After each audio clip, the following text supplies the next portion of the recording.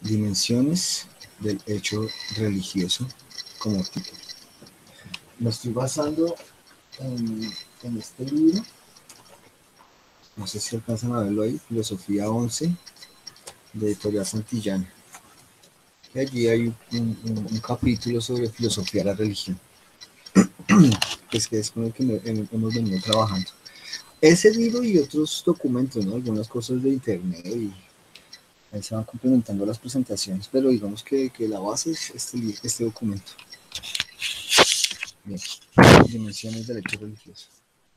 Aquí tenemos un mapita conceptual eh, que nos dice que, bueno, que pues la religión tiene como objeto dos cosas, ¿no? Llegar a descubrir y conocer lo santo que hay en el hombre o realidad divina, ¿sí? Llegar a descubrir eso que tenemos de espiritual o de supranatural, ya sea interiormente o en la naturaleza, ¿no?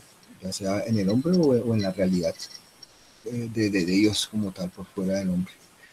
Y también en lo posible la perfección personal, que en consecuencia sea bondadoso y tenga otro tipo de virtudes, ¿no? Entonces, por un lado, el contacto o el conocimiento y el descubrimiento y reconocimiento de un mundo divino, de una realidad divina, ya sea interna o externa, y el perfeccionamiento de la persona, ¿sí? Con respecto a alcanzar virtudes, ¿no? Digamos, o ideales, el ideal del sabio, ¿sí? El ideal del santo. Para que el hombre logre este objetivo, la religión ofrece 4 elementos, ¿sí? O sea, para que podamos llegar a alcanzar estas finalidades, pues tenemos que la religión nos ofrece la doctrina, que es el conjunto de creencias, el culto, que serían las prácticas para contactarse con eso espiritual, ¿sí? La mediación con la divinidad, la ética o normas o costumbres que se deben guardar y la comunidad o las personas que comparten la misma fe, ¿sí? Vemos que estos son 4 elementos que todas las religiones tienen en común que le ofrecen, digamos, al devoto para alcanzar pues, estos dos objetivos, ¿no? Estas dos promesas, ¿sí? El descubrimiento el objeto de la religión. Y allí tenemos una fotografía de Granti, un Granti, que son como los Grantis son los lectores de un libro sagrado que lo conocemos como el libro de Guru Granth Sahib, de una religión que se llama el Sijismo, ¿sí? Que es donde acostumbran a usar la palabra gurú, ¿sí? Guru Nanak, creo que es el fundador de este Sijismo, ¿sí? Y son como practicantes de yoga, de filosofía, ¿sí? Etcétera, etcétera, etcétera. Bueno, como objeto de la religión, primero reconocemos que la religión es como que frente al devoto existe una dependencia a su religión, ¿no? ¿Sí? El hecho religioso constituye un reconocimiento existencial de nuestra dependencia respecto a un ser superior, poder oculto e inmenso, energía elemental y necesaria, etcétera, ¿sí? Entonces, nosotros tenemos una dependencia con ese mundo, ¿sí? Respecto al dogma de la religión que practiquemos, ¿sí? Ya sea que pertenezcamos o seamos hechos a imagen y semejanza de ese Dios que nos esté protegiendo del mal o que esa divinidad sea la esencia de las cosas y por tanto seamos más esa divinidad que nosotros mismos. El hecho religioso proporciona cierto conocimiento del objeto religioso, al cual tal hecho se ordena, pero se trata de un conocimiento confuso que han tratado de precisar y distinguir dos corrientes filosóficas actuales, la fenomenología y la teoría de los valores. Para la primera, el objeto religioso es lo santo, para la segunda, la persona santa. Entonces aquí podríamos decir que si, si si la religión tiene un método de conocimiento o llega a algún conocimiento, a este objeto que pretende llegar sería ese objeto de lo santo, ¿sí? Y pues nosotros, o más bien la academia, tiene dos herramientas, dos métodos para estudiar ese objeto, ¿no? Para estudiar lo santo. Y esas herramientas son, por un lado, la fenomenología, que tiene que ver con el estudio del fenómeno en sí, de lo que se aparece, perdón. Y por otro lado, la teoría de los valores, o axiología, que tiene que ver ya directamente con la actuación en el mundo, ¿no? Y con eh, la forma en que, digamos, valoramos el mundo, ¿no? Lo calificamos dentro de una escala de valor, ¿sí? Verdadero, bueno, justo, bello, ¿sí?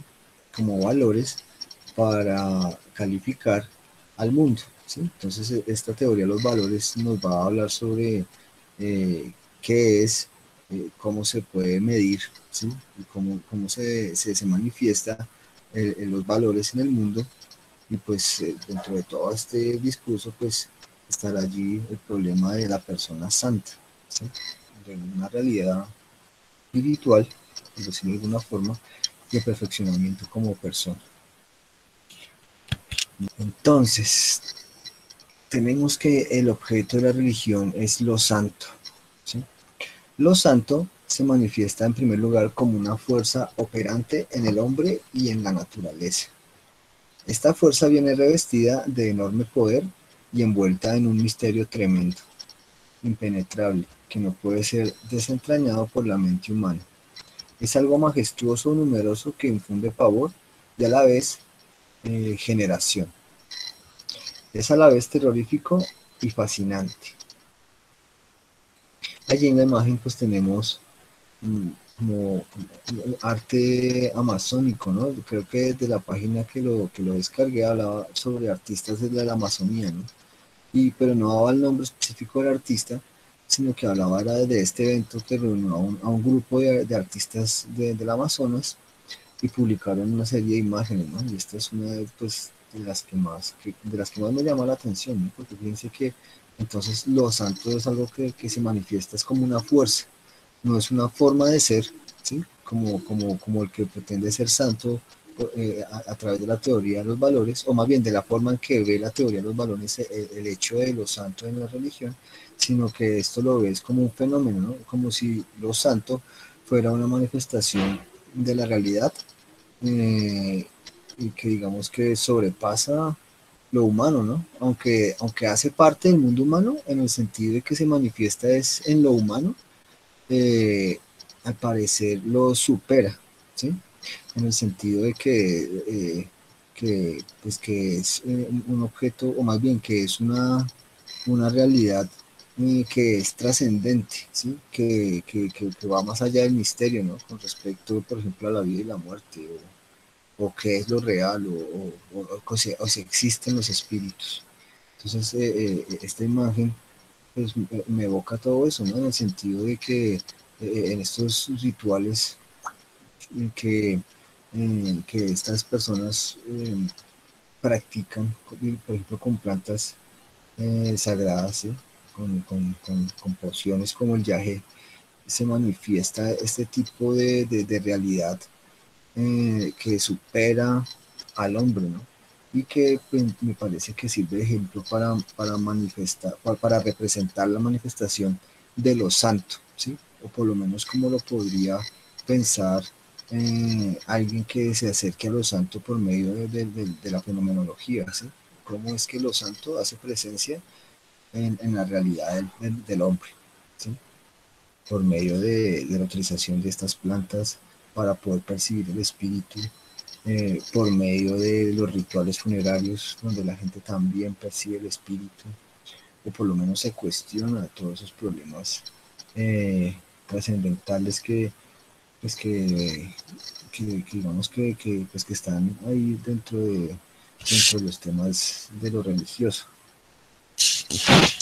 Bueno, y Esto con respecto a la fenomenología, ¿no? Los santos, recuerden que sería el objeto de la fenomenología respecto a la religión.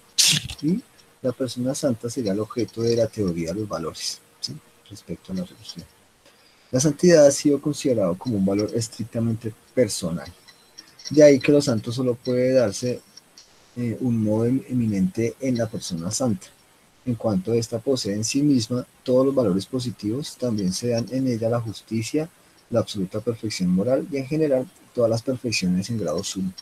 La misericordia, la sabiduría, la bondad, la omnipotencia, la omnipresencia, etc. En algunas religiones este personalismo llega a límites extremos. No solo conciben un Dios personal, sino también en forma de hombre, antropomorfismo, que eso pues es casi en todas las religiones que conocemos existe eso, ¿no? El antropomorfismo. Tanto lo santo como el conjunto de valores que en la santidad se implican y que se hayan realizados en la persona santa solo pueden responder a un ser único, a Dios. Pero el objeto religioso, Dios, no se manifiesta a la humanidad de un modo tan claro y evidente. Más aún puede decirse que en la historia del pensamiento Dios constituye el problema religioso básico, un problema que empieza por hacer cuestionable incluso la misma existencia de Dios, negada por ciertas corrientes de pensamiento.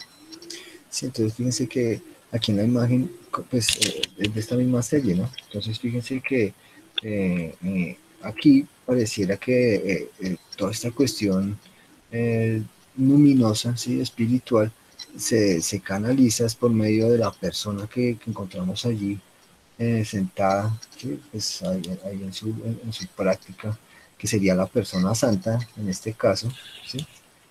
Mientras que aquí lo santo se manifiesta es en el mundo, ¿no? Y nosotros participamos de esa naturaleza santa, más no es que el hombre sea santo, sino que lo santo es un fenómeno eh, que aparece en lo real, ¿sí? Aquí entonces, si lo enfocamos es en la persona, ¿no? Esta persona como se presenta a sí misma, ¿no? Y como, y como vive su existencia en el mundo, ¿no? Practicando los valores de la misericordia, de la sabiduría, de la bondad, ¿sí? Y también dependiendo cómo los interprete su religión.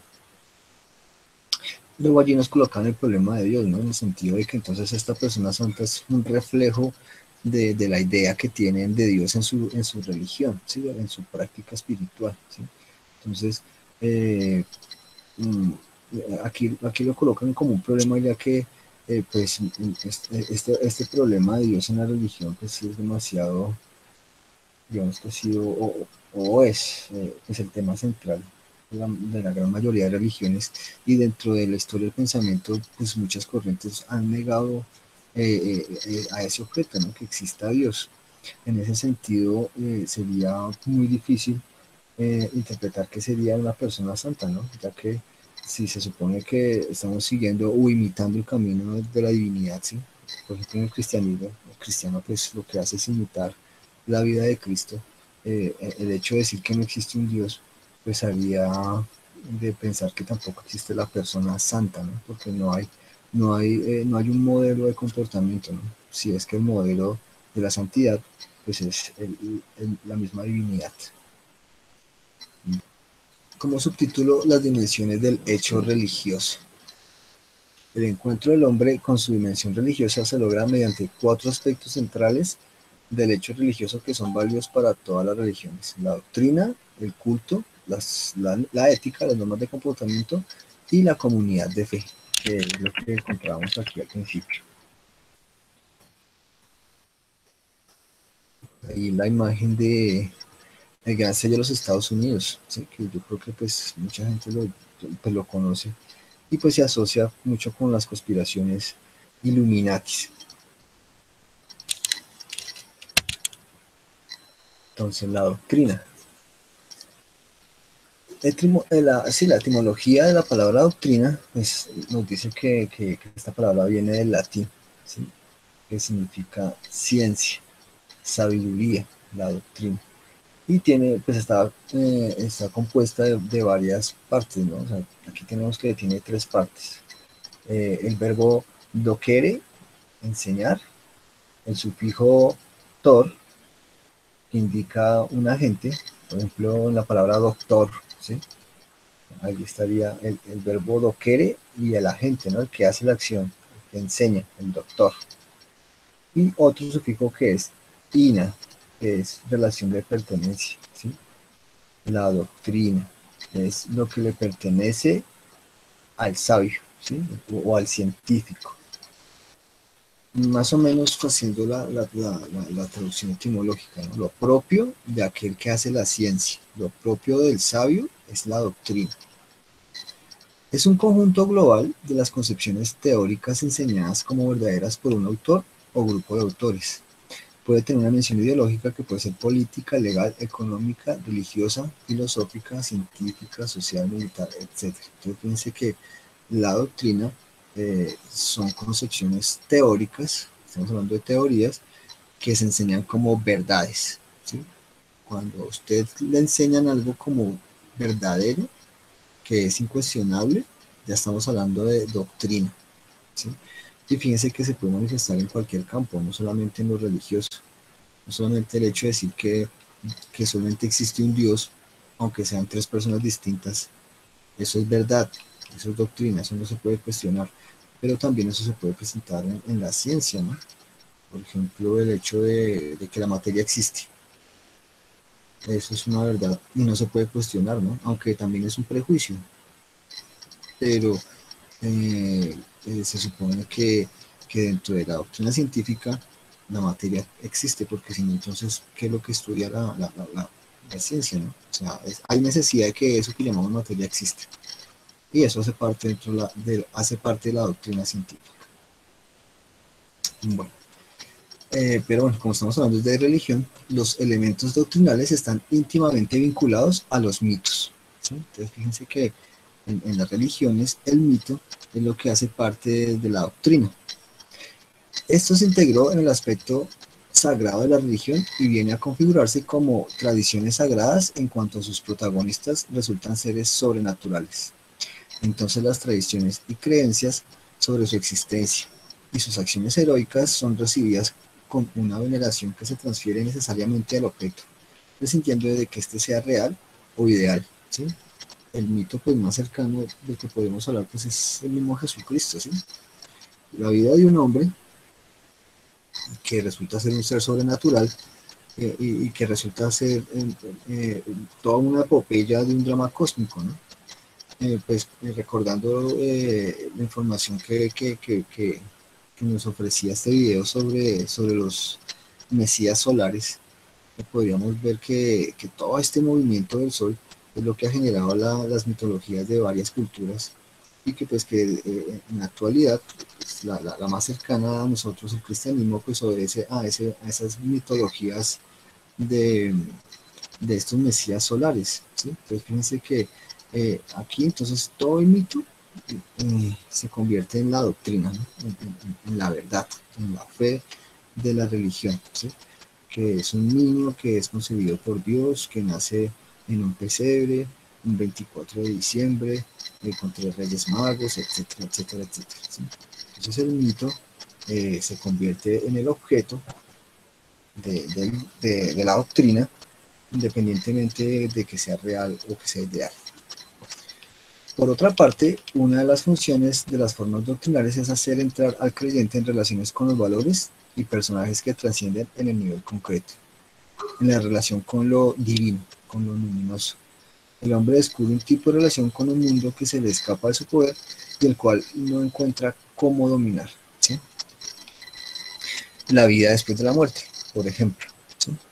Aquí estamos hablando de algo que no podemos conocer realmente, ¿no?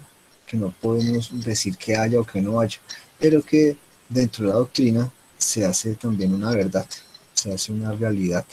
Y tanto así que es allí donde vamos a tener una relación directa con la divinidad, ¿no? Pues dentro de la doctrina cristiana, estoy hablando específicamente, ¿sí? Y su promesa. Que fíjense que dentro de la doctrina la promesa de esta religión tiene que ver es con precisamente con algo que sucede después de que estamos muertos, ¿no? O sea, la promesa es la salvación, eh, pero no nos muestra nada aquí en esta existencia, ¿no? O sea, su promesa supera esta existencia. Por eso aquí escapa de nuestro poder y no podemos dominar, ¿no? Porque esa conexión con Dios que me explica la doctrina está por encima de lo humano. Y pues esta es una portada de un documento que se llama La Doctrina Cristiana, que es con lo que se catequizaba o se catequiza aún eh, a la gente dentro pues, de la religión católica, ¿no? O sea, se le enseña cuál es, cómo ser católico, ¿sí? Cuáles son los sacramentos, eh, cuál es el credo, cuáles son las normas, bueno, etcétera, etcétera, etcétera. Tenemos como otra dimensión, el culto. Entonces, en la religión, el pensamiento y la acción están íntimamente unidos y además son inseparables. Las creencias no son fenómenos espirituales, sino que siempre están asociados con formas concretas de acción. Esa acción tiene un especial significado para el creyente, que mediante unos ritos rememora y actualiza hechos ya ocurridos. Al conjunto de esos ritos se le llama culto, el cual contiene unos valores considerados santos. Acabamos de pasar la Semana Santa, ¿no? Fíjense que eso hace parte del culto. Por ejemplo, la última cena, ¿no? Que, aunque los católicos la celebran en cada misa, esa conmemoración a esa última cena, no sé, hay grupos religiosos, como por ejemplo los testigos de Jehová, que solamente lo celebran una vez al año, ¿no? Ese culto a esa leyenda o a esa historia, a ese drama cósmico que vivió Jesucristo durante esa semana de pasión, ¿no?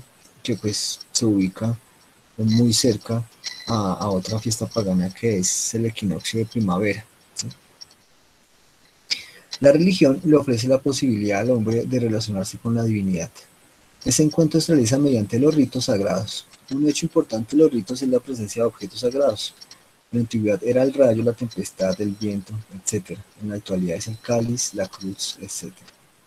En suma, el culto es una práctica encaminada al contacto del hombre con la divinidad, en ceremonias llenas de significados diversos según lo que se esté celebrando. Entonces, no solamente es suficiente el mito, sino que también necesitamos del rito, ¿sí? El rito. El mito nos da como el componente intelectual, ¿sí? Como la información, pero el rito nos da la práctica para podernos conectar con esa realidad que nos describe el mito.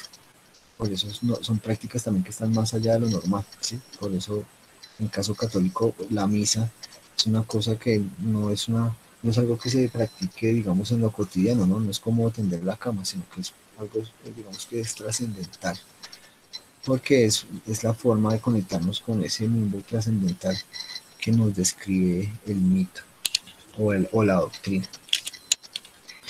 La ética o las normas morales.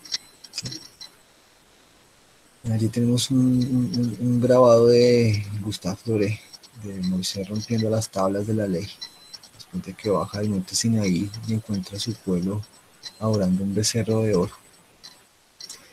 Todas las religiones han incluido en sus prácticas un conjunto de principios o normas que tienen por objeto orientar el comportamiento de los creyentes, ¿sí?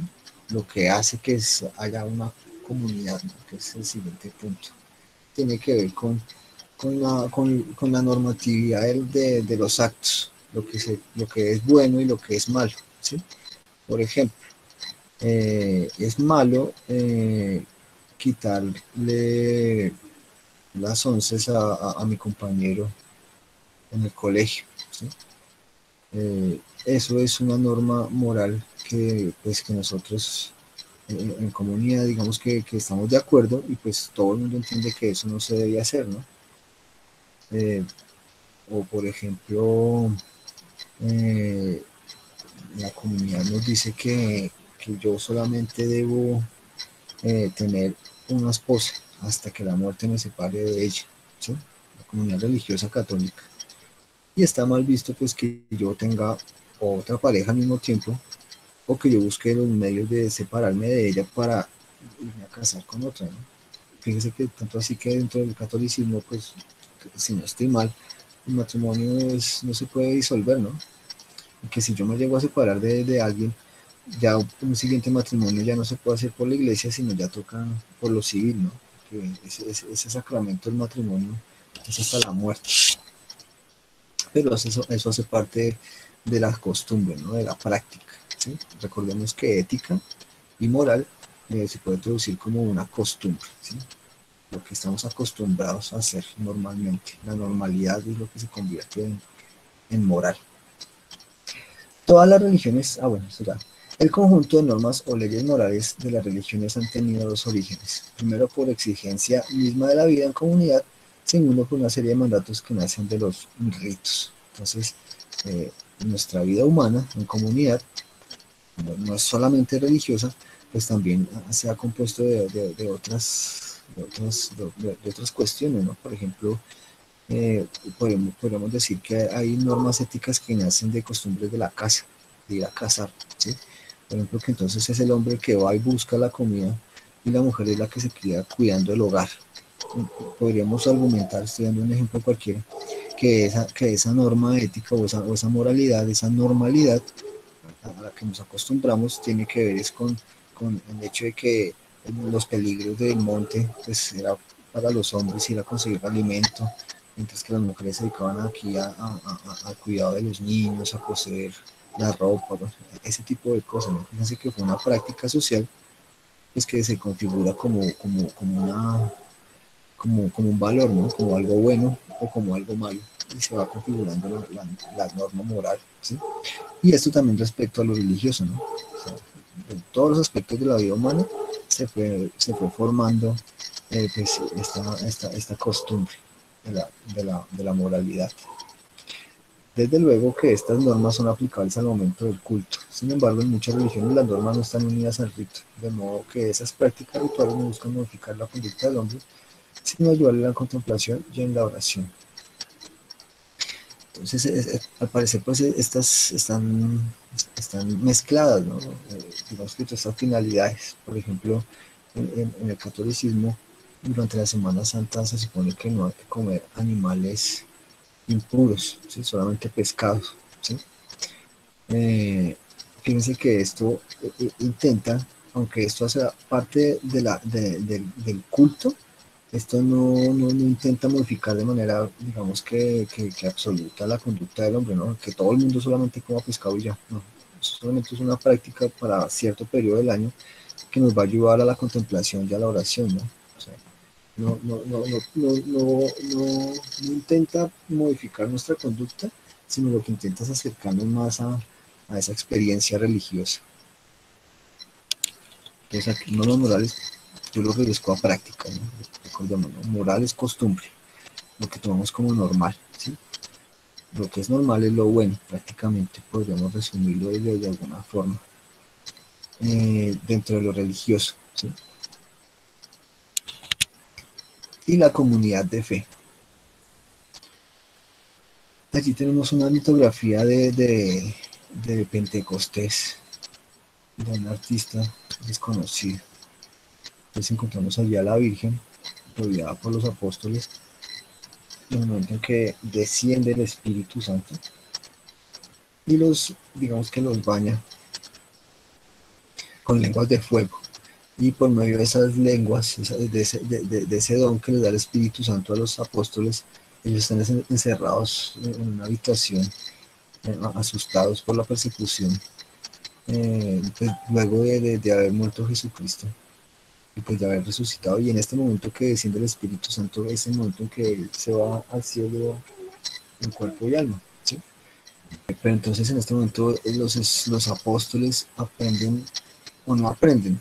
Lo que estuve leyendo no es que ellos hablaran en lenguas, sino que como estaban rodeados de tanta gente de diferentes pueblos que hablaban idiomas diferentes, ellos comienzan a predicar el Evangelio y la gente les entendía lo que ellos querían decirles, ¿no? O sea, no es que ellos hablaran en todas las lenguas, sino que ellos hablaban y la gente escuchaba y entendía en su lengua lo que los apóstoles estaban diciendo, ¿no? O sea, ese fue el milagro del Espíritu Santo del Pentecostés, que se celebra 50 días. Pentecostés precisamente significa eso, ¿no?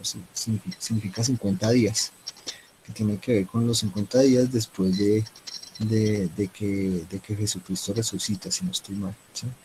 Se cuentan 50 días y esos 50 días sería la fiesta del Pentecostés, que tampoco es de origen católico, ¿no? Esa fiesta ya la celebraban los hebreos, ¿sí?